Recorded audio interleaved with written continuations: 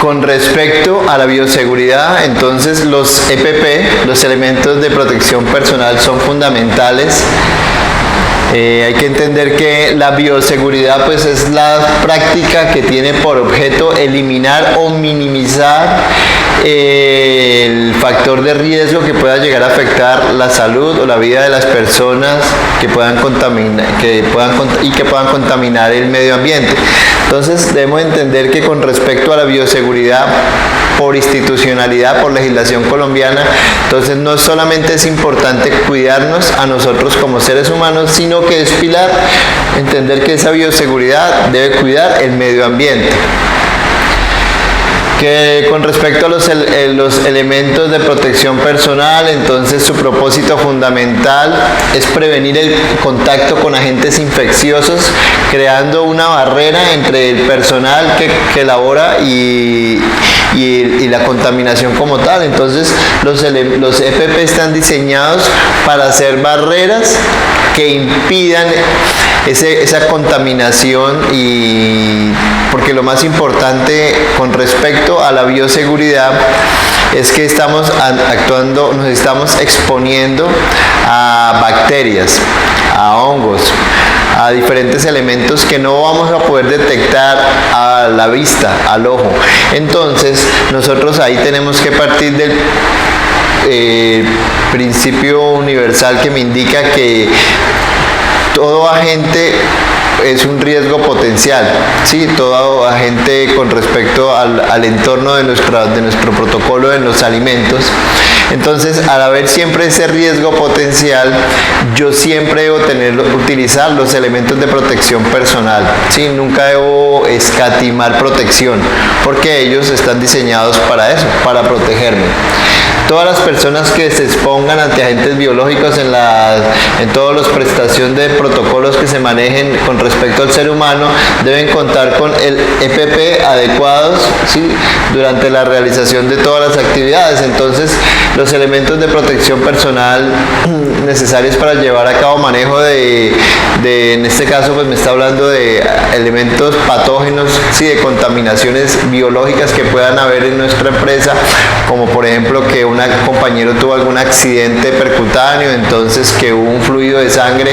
Nosotros en nuestra empresa debemos protegernos, ¿sí? Debemos tener los elementos adecuados para que los colaboradores que realizan esos protocolos de seguridad no sufran riesgos, ¿sí? Tengan estas barreras que son las que me van a mitigar el riesgo biológico. Entonces, la selección de los EPP se realiza de acuerdo a las condiciones de riesgo y servicio, entonces que debemos usar de pronto en el laboratorio la bata, que en los protocolos de aseo, como ya vimos, las botas, el delantal, el uso de la mascarilla, la careta, las gafas, dependiendo al área a lo que nos estamos exponiendo. Que con respecto a los guantes, pues es importante entender que los guantes son obligatorios en todo protocolo de riesgo biológico, ¿sí? Cuando nuestras personas colaborativas del servicio de aseo y servicios generales, estas personas siempre deben estar usando guantes, ¿sí? Porque desde que yo esté haciendo protocolos de limpieza y que esté utilizando equipos de limpieza, siempre por norma debo utilizar elementos de protección personal. Que un colaborador haciendo un protocolo de limpieza dice no tengo los guantes, o el guante tiene alguna perforación, no, yo voy a hacer el protocolo y después me desinfecto las manos. Se recomienda no hacerlo, ¿sí? El uso de los EPP no reemplaza un adecuado lavado de manos ni las técnicas de desinfección antes y después de haber utilizado estos mismos. Entonces, esto también me está indicando que cuando yo termino los protocolos y me quito los guantes, y antes de ponerlos siempre debo hacer un correcto lavado de manos. Entonces debo entender que con respecto a la protección de nuestras manos hay diferentes tipos de guantes, los de vinilo, los de neopreno o látex, o los de Icron, ¿sí? Que pues varían, depende del área donde vamos a a trabajar. Entonces, entendamos un protocolo importante de la normatividad con respecto al color en los protocolos de limpieza y desinfección. Se sugiere que los colaboradores que nos apoyan en esta área utilicen guantes amarillos o verdes para hacer protocolos de limpieza en las zonas semicríticas, y cuando van a hacerlo en los baños, en las baterías sanitarias, deben cambiar los guantes a color negro. Eso es como en la casa, siempre les digo, en la casa una persona realiza con los elementos que le hace aseo al baño, con esos mismos elementos no le hace aseo al resto de la casa, a la cocina, a la sala, etc. A nivel institucional, pues ocurre lo mismo, y la diferencia del color nos ayuda a recordarle al operario esta situación, que está en este entorno, en un entorno en las oficinas, por ejemplo, y le hace aseo a las baterías sanitarias o utiliza sus guantes negros, debe cambiarse los guantes a unos de color amarillo o verde para hacerle aseo a la oficina como tal. ¿Sí? Lo mismo que en la casa, para que no vaya a ser un agente que exponga, que realice contaminación cruzada directa entre los elementos. Entonces, bajo este mismo principio es que la institucionalidad me indica el cambio de color de los guantes en los protocolos de limpieza. Que con respecto a los guantes de vinilo tengamos en cuenta, son económicos, no producen alergia, dan buena sensibilidad, fáciles de poner, fáciles de secar, pero tienen unas desventajas, y es que se rajan con facilidad, son poco elásticos, o sea, quedan muy sueltos, tienen baja resistencia y tracción y baja resistencia a los químicos. Con respecto a los guantes de látex, tiene una ventaja, y es que es muy flexible, que se ajustan con facilidad, tienen buena sensibilidad al tacto, buen agarre, tienen mayor resistencia que el de vinilo, pero tiene una desventaja, y es que hay personas alérgicas a ese material, al látex. Entonces puede producir alergias, además es de baja resistencia a punciones y resistencia a agentes químicos. El guante de nitrilo es el ideal para, si se requiere un guante de estos ajustables para la industria de alimentos, porque no produce alergias, es muy resistente a químicos y también a la tracción, y tiene muy buen ajuste. Entonces va a ser más resistente que los materiales anteriores. Desventajas: su precio es mayor, se produce fatiga elástica y no es biodegradable. Entonces ahí hay una falla con respecto al nitrilo, es cuanto al económico, el valor es más elevado y que no es biodegradable. Entonces eso quiere decir que es mayormente contaminante. Con respecto a los de neopreno, pues no producen alergias, tienen muy buen agarre y tienen buen ajuste. Neopreno. Entonces, uso de los guantes en todo procedimiento o actividad donde se maneje en contacto con cuando haya sangre o líquido, fluidos corporales, en caso de que haya algún herido en la empresa. Usar guante en todo procedimiento o actividad donde manipulen objetos con superficies con algún fluido. Utilizar guantes de la talla adecuada, ¿sí? Utilizar talla incorrecta favorece la ruptura del guante. Entonces, importantísimo entender que nosotros en nuestros elementos de protección personal debemos saber nuestra talla de ropa, nuestra talla de calzado y nuestra talla de guantes, ¿sí? Por ejemplo, estos a mí me quedan un poco grandes, ¿sí? Entonces no podría realizar ninguna labor, pues por ejemplo de limpieza con estos, porque se va a entorpecer mi labor, se va a retrasar, no voy a hacer un buen protocolo, unas buenas maniobras. Al presentarlo, ruptura de guantes deben ser descartados inmediatamente. Aunque no evitan el riesgo por pinchazo o laceración, el uso de guantes disminuye el riesgo ante cualquier accidente percutáneo. Los guantes ya usados se descartan en un recipiente de color rojo si estamos hablando de un riesgo biológico, por ejemplo que estemos en la enfermería de nuestra institución, o si no en la caneca de color negro. Bueno,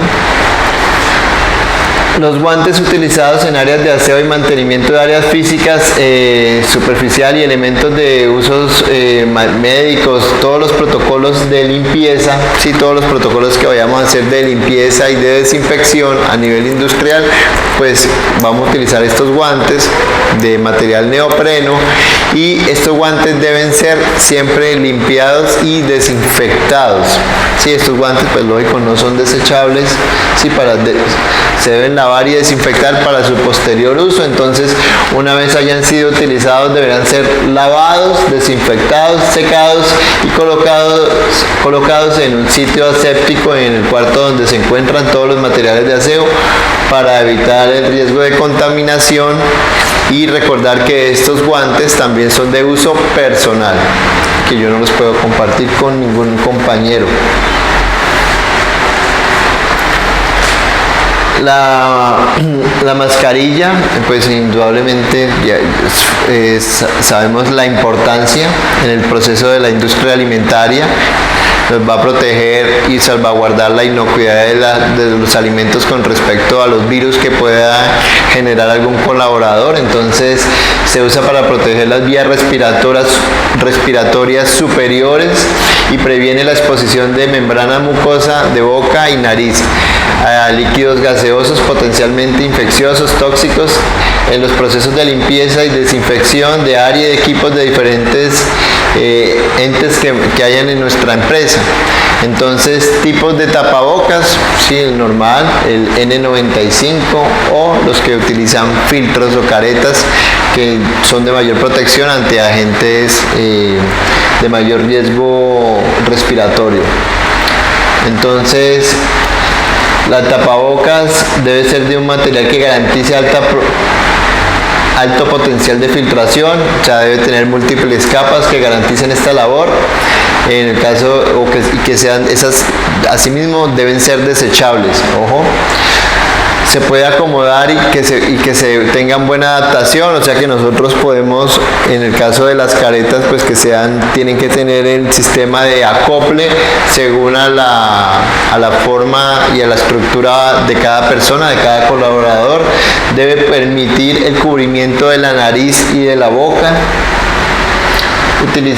Debe utilizarlo durante todos los procedimientos que puedan generar algún tipo de aerosoles o gotas de sangre o líquidos corporales, para evitar exposición de las membranas mucosas de la boca y de la nariz. Entonces el tapabocas pues siempre me debe proteger.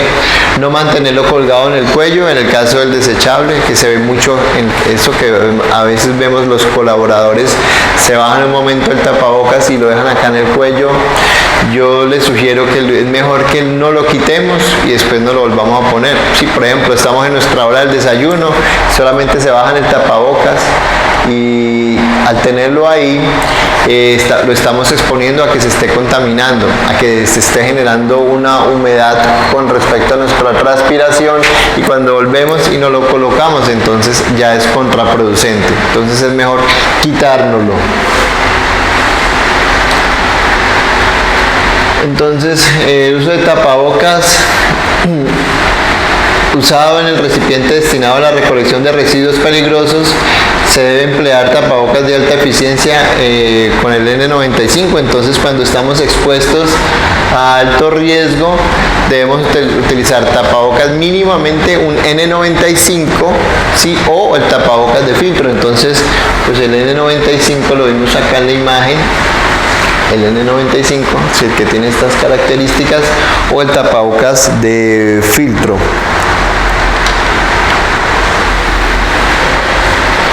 El uso del protector ocular, entonces, bueno, ya vimos, su fin principal es proteger los ojos, ¿sí?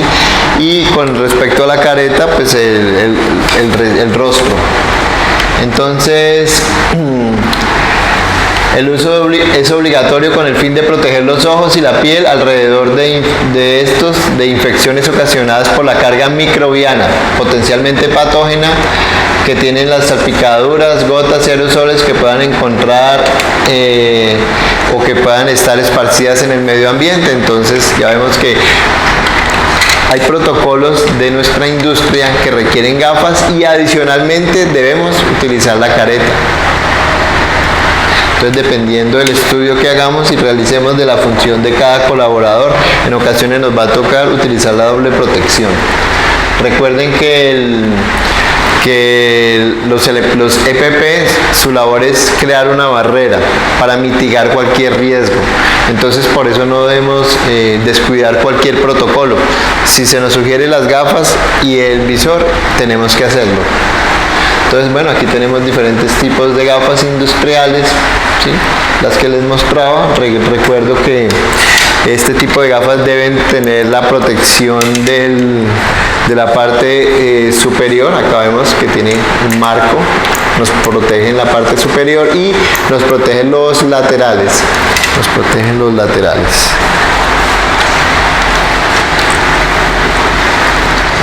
Se debe elegir protectores oculares que tengan un buen sellado periférico y mejor adaptación al rostro. Los anteojos comunes no ofrecen esta protección. Si se va a utilizar visor, este debe estar hecho de material transparente y flexible que no distorsione la visión, que permita el fácil lavado y la fácil desinfección. Entonces, sí, debe ser de un material flexible. Vemos como este, sí, cumple la normativa. Los protectores oculares deben someterse a limpieza y desinfección después de cada uso. La superficie de la pantalla de acetato del visor debe someterse a la acción de un chorro de agua para remover los residuos que hayan quedado adheridos a ella. Seguidamente se debe aplicar un jabón enzimático y nuevamente se somete a la acción del chorro de agua para remover estos restos del jabón. Entonces, hay unos jabones enzimáticos que están diseñados especialmente para hacer la limpieza de estos elementos, porque, por ejemplo, si le aplico directamente alcohol o alguna solución de hipoclorito, pues ellos van a perder la nitidez. Cuando esté perfectamente seco, se debe pasar un paño suave y limpio para eliminar todas las partículas restantes. Finalmente, se debe guardar en una bolsa antifluido limpia para evitar su contaminación. Entonces, se sugiere que nosotros tengamos la bolsita de protección con la que ellos originalmente vienen para siempre almacenarlo cuidadosamente. Entonces, con respecto al gorro, pues ya sabemos, el gorro depende del tipo de gorro, dependiendo del área en la que vamos a laborar. Pero pues el gorro es la barrera efectiva contra gotitas, aerosoles, de algún fluido u otros contaminantes generados de todos los protocolos que pueden haber en nuestro entorno. Entonces, se puede depositar cabello de quienes realizan los diferentes procedimientos y esto pues nos puede generar algún riesgo, ¿no? Puede generar alguna contaminación cruzada directa, que nos caiga algún cabellito en nuestro protocolo de la industria de alimentos. Entonces, esto por ningún motivo puede pasar.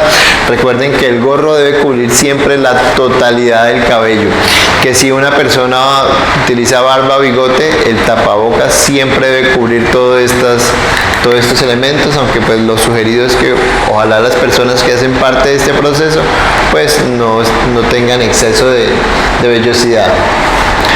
Para su uso adecuado, entonces, con respecto al gorro, se debe tener en cuenta, debe ser de un material antifluido, con textura suave, y en ocasiones cuando sea desechable hay que entender que cuando usamos el gorro desechable es para un solo uso.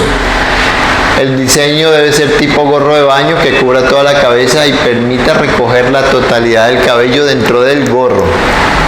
El gorro se debe cambiar diariamente y después de su uso se debe descartar cuando es desechable, o pues lavar y colocarnos un gorro nuevo, ¿sí? Un gorro de los que son lavables, que sería entonces este otro, que vemos un material, aquí vemos por ejemplo este diseño. En este diseño es un material en tela antifluido, ¿sí? Es ajustable, cumple la función para proteger y además cumple la función de protegernos las orejas. Entonces, recuerden que el tipo de gorro también pues va acorde al área donde estamos manipulando. Entonces, la protección corporal, el uso del delantal. Entonces, ya vimos que cuando tenemos un protocolo Cuando tenemos un protocolo de limpieza en el área del lavado, entonces las personas deben tener un delantal de un material que nos proteja de salpicaduras, ¿sí? El delantal pues debe ser ajustable, acondicionado a que la persona lo pueda adaptar según sus medidas. Que las botas, indudablemente los procesos de lavado de los elementos de nuestra planta, entonces las personas deben tener botas que eviten accidentes, entonces esas deben ser con suela antideslizante, ¿sí? Y recordar que el protocolo correcto del uso de la bota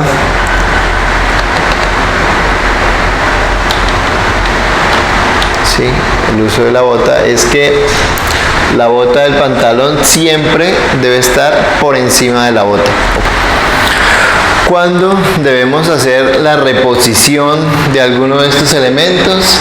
Entonces, primer punto, si el guante presenta perforación o desgarre de cualquier parte o el material está delgado, entonces en el momento que el guante tenga alguna laceración o hay alguna penetración de algún cortopunzante, en ese momento debemos eliminar el guante de su uso, sí, debemos pedir reposición. El guante por ningún motivo podemos utilizarlo con que tenga alguna perforación. Eso es un riesgo muy grave para nuestra integridad física. Han habido casos, he escuchado casos en algunas empresas de personas que les genera alguna condición, por ejemplo de dermatitis, de quemaduras, por no utilizar los guantes con alguna perforación en su labor. Recordar que en la industria de alimentos, en el tema de la preparación como tal, no se sugiere que una persona que está preparando alimentos en la preparación pues use guantes. Sí, por ejemplo, un chef de una cocina. Dependiendo del protocolo que maneje cada empresa, pero lo que se sugiere es que un chef, por ejemplo, no use guantes porque está expuesto ante peligro calórico, ¿sí? Que le puede generar alguna quemadura. Entonces esa es la razón por la que generalmente nunca vemos a un chef con guantes, ¿sí? En las cocinas vemos, por ejemplo, en las películas que los chefs no usan guantes. Además, por ejemplo, las personas en algunos protocolos que he visto en la manipulación del alimento en restaurantes, he encontrado algunas situaciones. Por ejemplo, en una ocasión una niña de una fábrica de arepas me indicaba que en la empresa tenía el protocolo de usar guantes y que hasta que un día una niña cogió un elemento calórico, o sea, estaban preparando unas empanadas, también tenían la línea de producción de empanadas, cogió una empanada y el guante estaba muy caliente y el guante se le derritió, lo cual le generó quemaduras. Entonces ahí la compañía entendió que en esa área no podían usar guantes.